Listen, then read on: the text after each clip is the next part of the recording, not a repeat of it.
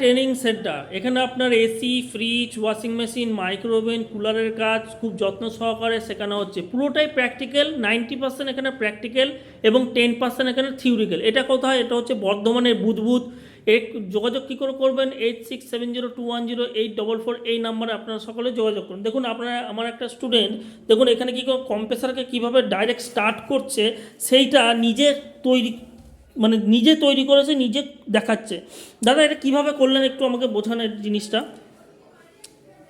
Compressor কিভাবে check করতে হয়, বিনা রিলে বা ডাইরেক্ট কিভাবে চেক করতে হয় সেটা আমি আপনাদেরকে দেখাচ্ছি। এই যে ধরুন একটা আমি জোগাড় করেছি, যেটা কম্প্রেসারকে স্টার্ট করার জন্য 3টে তার আমি নিয়েছি। 3টে তার আমি ব্যবহার করব। দেখুন কিভাবে ব্যবহার করতে হয় এটা দেখুন।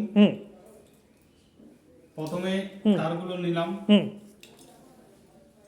ফেজ নিউট্রাল, বুঝতে পারছেন?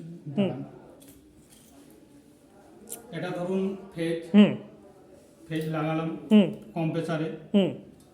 এটা ধরুন নিউট্রালকে নিলাম, নিয়ে কম্প্রেসারে লাগানো হলো।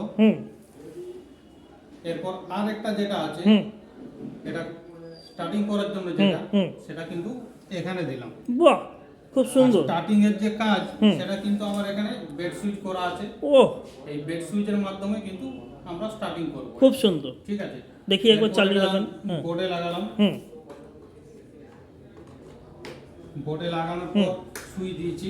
দেখুন এখন কিন্তু কম্প্রেসার স্টার্ট হয়নি, আমি কিন্তু বেড সুইচ দিচ্ছি। দেখুন স্টার্ট হয়ে গেছে। বাহ, বুঝতে পারছেন? দেখুন এরকমভাবে 15 মিনিটের মধ্যে কিভাবে শেখানো হচ্ছে একটা তারকে কিভাবে 3টে করে কিভাবে কমন রানিং স্টার্টিং বিনা ওএলপি রিলের সাহায্যে কীভাবে ডাইরেক্ট চেক করা হচ্ছে সেই জিনিসটা এনাকে শেখানো হচ্ছে। দাদা আপনার এখানে ক্লাস করে কীরকম লাগছেন, যেটা সত্যি সেটা বলুন। ক্লাস করে খুব মজা লাগছে, ক্লাসে আমি খুব ভালো শিখতে পারছি।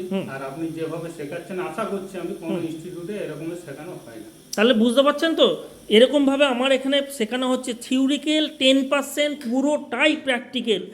আপনারা যোগাযোগ করুন, আসুন, ভর্তি চলছে। ধন্যবাদ।